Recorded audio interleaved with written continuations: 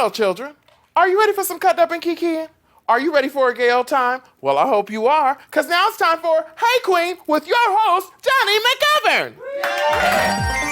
Hey Qween, come on and spill the tea.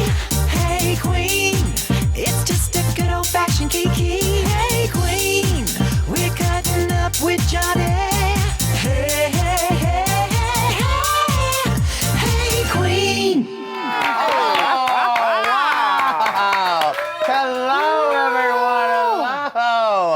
And welcome to another Lot in the Loafers episode of Qween Qween with me, your host, Jonny McGovern. We have got a huge show for you today. Not only is it Gay Pride Month, wow! Pride or deeper love, pride or deeper love, pride or deeper, you know the rest. But we have a winner in the house, darlings. Our first winner. Yes, the one and only Raja is in the house, and I cannot wait to bring her out and spill all the champion tea, honey. Yes. But before we do that, there's another champion I have to introduce. She's won 6 out of the last 7 Kentucky Derbies with nothing more than a wig and a dream. She's discovered over 50 different species of homo thugs in the wild. And she's the reason Colorado legalized weed. It's Miss Lady Red Couture. Yeah! Hey, Qween. Hey, Qween. Oh, today you are your namesake. Oh, I am doing it like straight rocker because of our guest. Straight rocker? Yeah, like fucking A. Yeah, rocker, Lady Red. Lady Red loves rock and roll. The closest you ever got to rock and roll was Black Cat by Janet Jackson. True. And you're kind of giving me a Janet Jackson late 90s color today in the hair. Oh yeah, she's the Lady Red, lady, oh lady, Lady Red, Lady Red. Once again, we did not plan it. Ever. We don't plan it, but we haven't wanted to empower, activate mental powers together. We really do. And we ended up in the same color. And we do. There's nothing we can do about that. I mean, this shirt just arrived for me today from Sold Out Clothing. Thank you very much, Sold Out Clothing. Perfect for Gay Pride Month. It's a Maine, honey. And yes, Tom of Finland. Classic art there done by the lovely Sold Out Clothing people. So thank you for the shirt. Ooh. Also, let's get into your gloves. Oh my goodness, yes. You know I'm cheap, so I just stole these from 3 Olives Vodka. Yes, I noticed that. I was like, it's very interesting designer you have on, Lady Red. Right. There's a 3 Olives. This is called Lady Red Rifling Through Giveaways at the back of the club. Not rifling through. You know, when I used to, I used to get the giveaways. Oh, right. You were the one to give away. Right. Yes. So these never made it out. I wonder what the board meeting at 3 Olives was like. What promotional item should we give? Of course. How about long opera gloves with our logo on them? To a gay club. To a gay club. They're like, gays love that womany shit. We'll give them this piggy glove. Perfect. Yes, auntie. But you know I had to cut the fingers off because I don't play that. Well, that also makes you much more rock and roll for our rock and roll not giving a fuck guest. Yeah! Yes! On to the important part of the show. We've got a winner of RuPaul's Drag Race here today. Raja is in the house, darling. Diamond Crown Queen is here. Yeah. And she'll be with us right after this very gay break. Yeah! Would you like some tea, dear? Coming to Hey Qween TV this month, a new bi-monthly show. It's Hey Qween Hot Tea, a celebrity gossip panel where we take all of our favorite celebrity stories and lies from the tabloids and take that little grain of truth and suck all the goodness out of it. The Real Housewives, real plastic surgery. She went to one of those, They did an implant. one of our sisters, like, hey, we've got a nurse coming over to pump you ladies full of silicone. Yeah, they split her lip and they stuck the implant in as hard as they could, almost like a black man with a white woman. Just sticking it in as hard as you could. Jay-Z and Beyonce try a separation. Jay-Z and They get fucked. Look at bravo. Lindsay Lohan is off probation. What? Oh my God. Wait, hold the graphic. Hold the graphic. Hold the graphic. She's back on probation. She's back on probation. What the Inquirer says, what Life and Style says, what Star Magazine says, what OK Magazine says, with my favorite hilarious people, Julie Goldman. Yay! Lyme disease from the coke you're doing at the party, my love. I know you're doing coke at the party with the DJ, my love. Lady Red Couture. How dare that monkey wear see-through? Oh, Brandy Howard. Those, like, 3 that they put on the cover, Kylie, Chloe, and Kim, have not gotten near a white dick since junior high. So I don't know. And special guest, Pandora Box.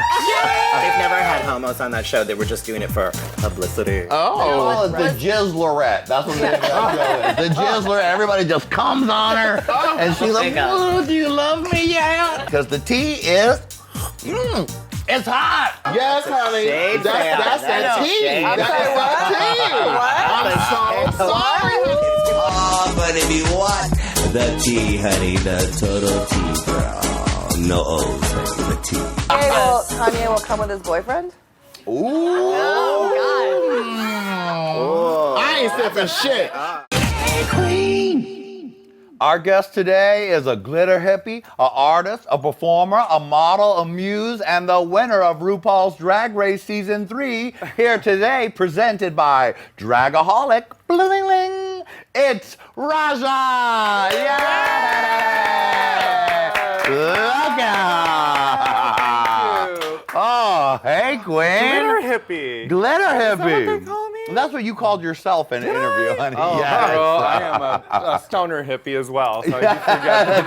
Yes, I know. Sorry, not sorry. No, I know you're definitely not sorry, because before we filmed, she said, I'll be ready to go as soon as I get my hair on and we go smoke a bowl. Medicinal. I live in Southern California. Yeah. That's right, Lady Red? Yes, it's medication for our weed eczema. Lady Red is really, really far. Like, you know, I watch these episodes and it seems as if she's just sitting just at the end of this couch. But It's an illusion of television. is she in another room? She's over there. Hey, girl. I think I should text her to, like, you know, it's just so far. You'd be like, Lady Red, I was across the studio from you texting. Why did you not return any of my texts? Well, she probably doesn't get, like, internet or any sort of, like, you know, like, connection there. She's so far. She's I got really food. far. Like, she's with polar bears, like, all the way out there. She's in the Antarctic of the studio. See you over there, Lady Red. Lady Red. Raja, we finally got you here. What is Yeah. this beautiful creation that you Oh my are God, wearing? I'm glad you asked, because, you know, I'm not one to, like, name drop about my clothing, but this was made by my friend Catherine Delish. Oh. She's an amazing burlesque performer, and she does a lot of Dida Von Teese's costumes. Oh my. And she has made this lovely. This is what I walk around the house in. So Just I woke a- up like this, as they say. Yeah. The kids say. The kids That's say just like that the now. kids say. Hashtag. It's like a isn't Golden isn't this Girls cool? nightgown. Oh It's my, the drama of it all. There's so much. You're like Rihanna at the Met Ball. Oh my God. Totally. I love the flowation of it all. Yeah, it's great. It's great. And I feel like Bianca Jagger. You know, Oh yeah, you're sort giving me that Bianca Jagger of something. jumpsuit. It's gorgeous. Oh, thank you. Gigantic. I do love fashion. Yes, you certainly do. You have been quite a busy lady this year. I have. You know, it's a blessing. Uh-huh. To be honest with you, because I won 4 years ago. Mm-hmm. And we all know that being a winner does not guarantee it does not. employment. Yeah. That's very true. And, you know, it's been 4 years for me, and it's, I feel like it's a testament to what I'm providing as an artist. Yes, because, honey. I mean, if you can sustain it, you will get the gigs. And I've still been getting the gigs, and I'm very, very thankful for it. I'm very lucky. Yeah. And you're traveling all over the place. You were just on the Battle of the Seasons tour. Is that still going on? I think it's done. Right. I did 15 cities. 15 cities. 15 Oh cities. my God. I did the first part of it. so- Wow.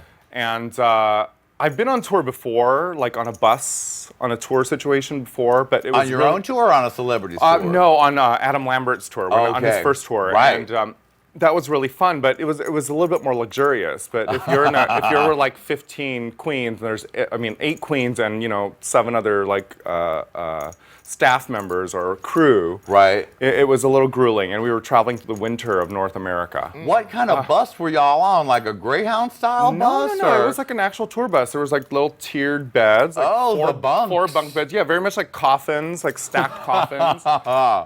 Because I was so long and tall and kind of, spoiled, I decided that I didn't want to sleep in those, and I slept in the living room portion of it. Oh, that is much more I made luxurious. there was a TV in there. I was like, y'all can go in the coffins. I'm going to sleep over here. I'm going to sprawl out over here. See you later, Ivy Winners, I and had all the snacks. rest. Yes. That's fun. So that's a lot of close quarters for a lot of queens. It is, and it's an experience, and I was glad that I did it. I mean, I'm so glad. Was everyone on each other's nerves all the time, or? I can just imagine that's a lot of personalities and pay levels at one thing, because not everybody was getting paid the same for every show. Yes, pay levels were definitely something we did not discuss. Right. Like, that was just like, okay, we're all here together. Let's not do this, and let's just go through this together and not get into any fights or trouble.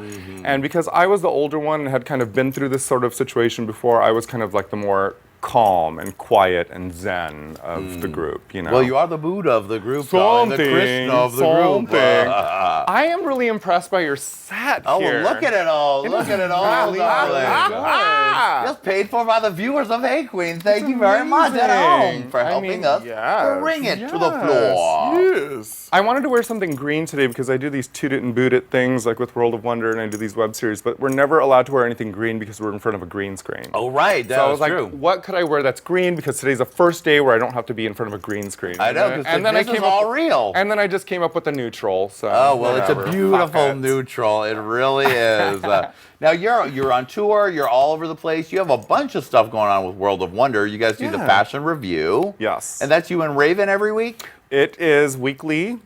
We shoot them once a month together, and it's we do usually 4 in a row together. Yeah. And we don't wear anything from the waist down. Oh, wonderful. Yeah, so our cocks out. Our cocks are out. Cocks Actually, when you don't see our hands, like mine's touching her, I'm like stroking her. You're stroking her during the show. That's why you guys look like you're having so much fun. And we're just giggling all the time. Oh, yeah. Oh, yeah. Oh, that outfit is the bomb. Oh, my God. No, but I love doing these because, I am really lazy. And I would never, find the production level of this and, find an editor and, and all the nonsense that goes along with having a web series. So World of Wonder has been a great thing for me. They'll just shove you in front of the green screen and show you some pictures. They know about Toot and Boot all around the world. Like, I go to Australia and they're like, Tooty Boot it, or right. That's one of the real secrets to keeping yourself out there, is you giving them something every week, giving the children what they want, and when they see you in real life, you are always serving the fashion, darling. Known as the best runway walker of the races, all of them. And you're still working all the time, doing makeup on shoots, magazines. It's nice to have a side career, but either depending on whether you consider drag race your side career or makeup your side career. But it's nice to have 2 things you can do to make them dollars and keep yourself inspired and busy. Sure. Well, at the very least 2. You should have at least 2. I got many things that I do. Oh, I know you do. As we've seen from Raja Draws Ya, you can draw, you can paint yourself. Yes. You can make outfits, you can work the runway. I was just that busy little faggy kid, that really loved everything. I love to sew, I love to draw, I love to perform, I love to, I'm like that gay, the unicorn gay, as they call it, maybe. The unicorn gay. But I just do it all, and I want to just show it all now. Well, that's as you should, and you can show it on the canvas that is you, darling. That's good. Now, you grew up, or you were born in LA, right? Southern California. And your dad is from Indonesia. Yes. Right? And your mom? My mom is also Indonesian, but she's Dutch Indonesian. Okay, so there's a little bit of mix in there. And he was a minister Yes. Ooh, bitch. Yes. Not an easy thing for a gay kid. No. No. Especially a gay kid like this. Like, this is a very, very particular gay child. Very particular unicorn of a gay. Yes, unicorn gay. I know you were cutting up your Wonder Woman towel as a kid, getting them slits and all sorts of stuff. Yeah, I moved to the U.S. Well, I was born here in the U.S. and then at age 3 we moved to Indonesia. My father was 25 or something years older than my mom, and he basically just kind of told her where to go and what to do. You know? And so they moved the entire family to Indonesia, and I lived there from age 3 to 9. Okay. Moved to the U.S. in about 84, so right at the height of the fucking 80s. I was a child who was deprived of television and Right, because were you on like just the beach in Bali or something shit? Like that. Like I imagine little Raja swinging from vines. Swinging from the vines. Mowgli girl from a coconut. She was Mowgli. I was definitely Mowgli. Mowgli down, darling. Mowgli hunty. And then you moved back to the States, and then you were a teenager here in LA, or in LA. And so you started to sneak out to them clubs, and that was like with the late 80s, early 90s? Early 90s. Early 90s. Yes, early 90s. I grew up in La Puente, California. We moved from Indonesia to the hood, basically. And, that is a big change. A very Mexican predominant neighborhood, and I grew up in the hood. Yeah. Wow. I graduated high school at Bassett High School in La Puente. I went to, middle school and elementary school there, so I'm from being such a lanky, ladyish young man, was that a difficult thing in the hood, or they were just like, that's crazy, Raja? I wasn't really lankish, but I was definitely ladyish. I was kind of tubby and kind of awkward with like a step cut. And a lunch pail. And maybe a cape. God. And a cape. Oh, that's wonderful for our chunky step-cutted viewers out there. Yes. One day this could be all of you. Yes. And lowriders would drive by as I walked to school, the half mile that I walked, and beer bottles were thrown at me. But bitch. It's just like, whatever. Well, that's what gives you that thick skin. So you're like, whatever, bitches. Yeah. My last years in La Puente were my high school years, and I didn't even buy a high school yearbook. I just found no need in it. Because you were like, I was at the club all of high school. Exactly. I was far above it. I was like, y'all just keep doing this, and I'm going there. I'm going to the club. So. Now, what was your first night sneaking out and going to a club like? Do you remember it?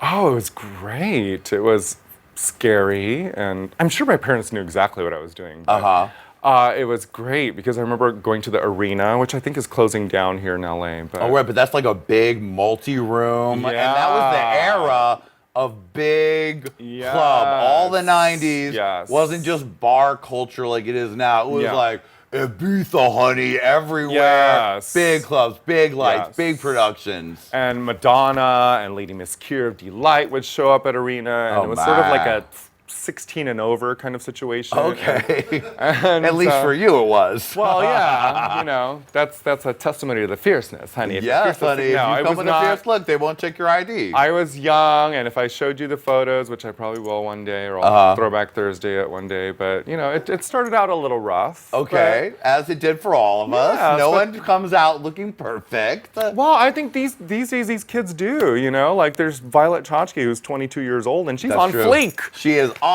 fleek. I did not. She's on fleek, that kid, I tell you. I did not have YouTube. I looked at Vogue magazines and tried to copy it without any sort of direction, It's like, these kids are so lucky. It's like you show up on Drag Race, you better be fucking prepared. It's like you watch YouTube, It's like I didn't have that. Yeah, that's all the research and all the anything you could ever need is right there for you. The last 30 years of drag is available for watching on YouTube. So prepare. Yeah, and we didn't have those resources, and so we just kind of made it up on our own. And one day at about age 18 or 19, they were like, you're kind of too pretty to be a club kid. Like, you're really tall and thin and tan and gorgeous. And you should just be, chicking it down, the whole time. Should I go on? Yeah. Oh, yeah. So I went to... Oh, sorry. I started really experimenting with drag, and then over the years, it just kind of became this thing, and everyone was like, "Oh my God, you're so gorgeous!" And the tranny girls were like, "Oh wait, we're not allowed to say that." Sorry, I'm from the '90s. Man, the studio's been locked. Oh, anyways. The cameras are off. Get off. So yeah, I hung out with a lot of trans girls, and they were like, "You should get your tits." And I even thought about that. I thought about it for a long time because I was young and pretty and tall and.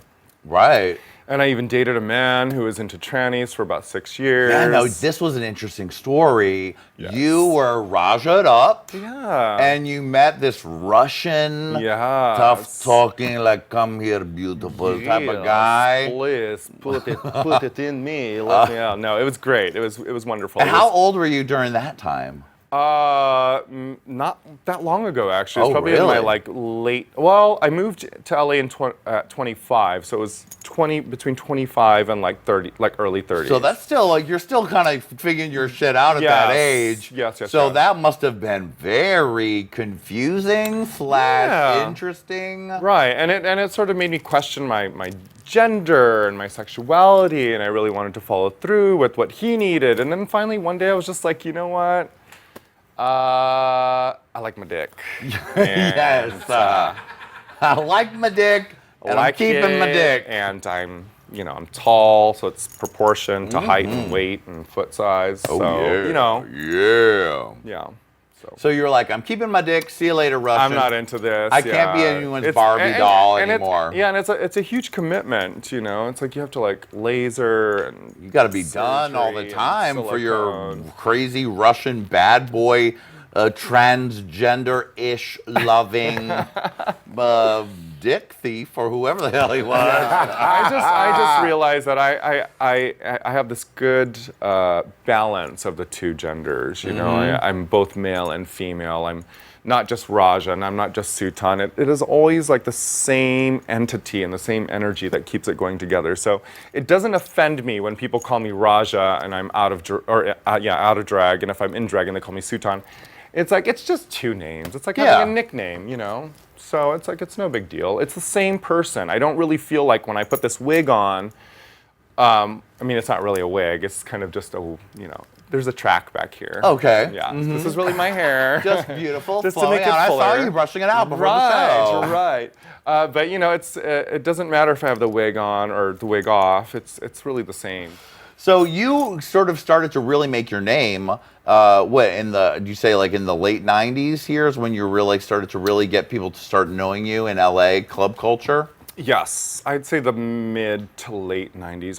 I hung out a lot in LA as a kid, but it was just still sort of paying the dues and making my name. Yeah, and figuring your shit out, figuring your look out, but then people started knowing you. And that was a different time. It was not a drag-centric time. Not at all. You would be the only queen on a box at the club, and you weren't performing, you were just there for show. Yes, and in fact, I'm on social media now, and I see all these queens posting pictures like, look at me and my BF, look at us with our fucking puppy. Raven in particular. There's a bunch of queens who have boyfriends. Right. Now, when I was growing up, if you wanted to be a fierce queen, you best believe you were not going to have a boyfriend. If you were going to have a boyfriend, you might have a tranny chaser boyfriend like I did. That's kind of where you could only go with it. And it's great that we've moved on to a time now where people are not, where that stigma is not involved, and it's actually cool and sexy to be in drag. I think that's something that is almost a direct response from Drag Race having the queens out of drag. I believe so. So you could see that these were cute guys underneath, and get to know them outside of dressed as a woman. It really took a lot of the stigma of that off. Be like, oh, Sutan would be cute. Yeah. You know what I mean? People could get into you as a man, and it wasn't the weird. Definitely, there was a different stigma in that era of a drag queen. Either had a trans chaser boyfriend, or or you were just single. You were this weird browless daywalker who, who only hung out with other queens, and you had a smudge of, and you were just gross and skinny, and you didn't know where your place was, and now there's an actual place for it, and it's fine for us to be sexy and desirable, and I'm glad to be a part of that time while I'm still sexy. That's right, bitch. To be part of that. Right, bitch. You still got it. Flip Yeah, Hold flip. on. See, that's what this thing And does. flow. Yes. This is the most motion we've ever had in an outfit on the show. Oh my God. Now, so I remember when you were on Drag Race, when you won Drag Race, season 3, a wonderful season, people were being an issue that RuPaul knew you. That's why you won. Oh! But that was not the case, Girl, right? while I was putting the purple glue over my brows today, I was like, Johnny's gonna bring this up. Okay, be ready, girl. Well, I mean, I obviously don't think that's the case, but I know that was something that was getting bandied Yes. about at the time. And You know, this could be my first like public conversation about this, and Yeah. I'm very, very glad you brought this up because the reason why you see Drag Race now and you don't get to see the winner immediately, and you don't get that really good like ugly cry that I Right, did, yeah. is because now they have to they tape it as you get to see 3 different people win. Right, so it's everyone's like, faking it every "Yay, time, Bianca Del yeah. Rio, yay! You know, everyone gets a reaction. You don't get to see that good reaction because it was my season that did it. Yeah, because everyone spilled the tea Yes, on your it season, leaked. so People- everyone knew that you were the winner. The season hadn't even aired. They hadn't even announced any of the Right. contestants, and they were like, "Oh, Raja won." Boop. Oh, and then Perez Hilton was like, "Oh, Raja's been sucking Rue's dick for like 20 years." And I was like, only 5 years, but you know, no, I'm kidding.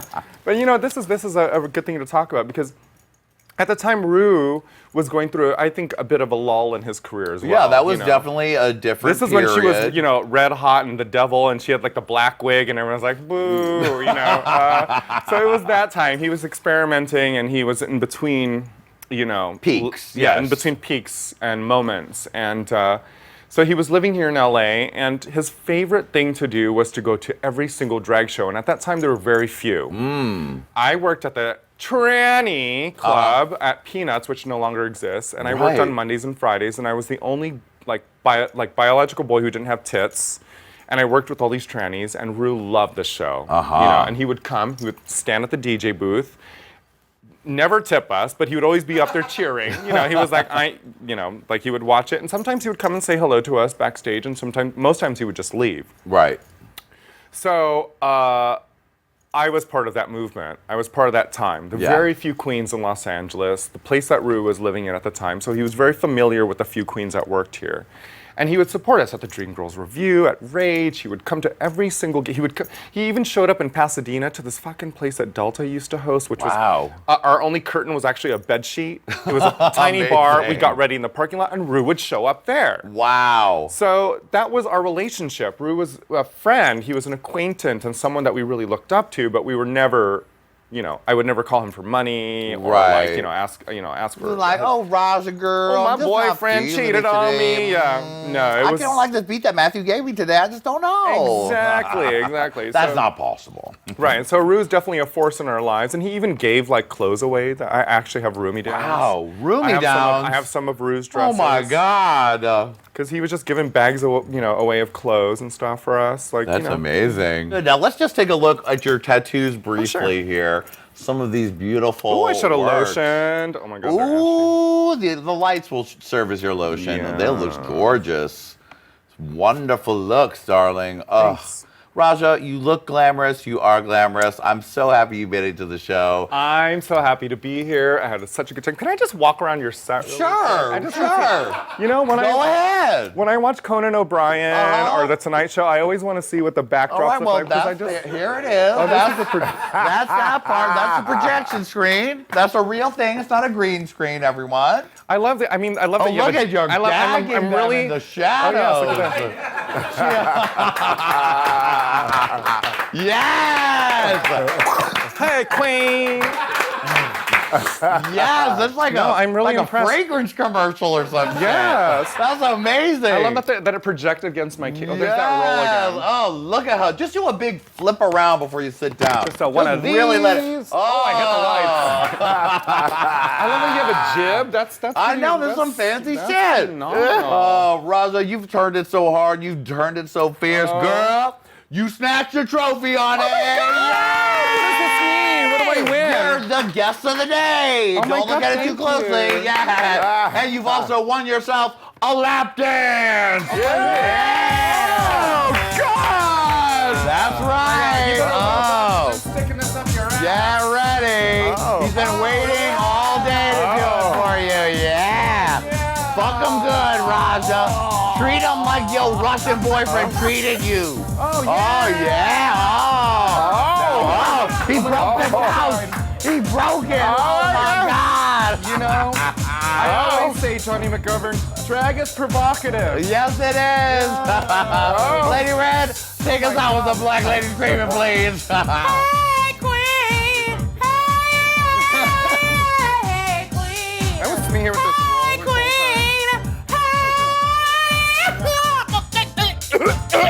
Hey, Queen! Yeah! Thank you, Raja. Thank you, Lady Red. Thank you, Walter. And everyone, don't miss it. On the Hey Qween after show, Raja will be playing Look at Her. You'll find the link for that right at the end of this. And we'll see you next week. Bye, everybody. Bye.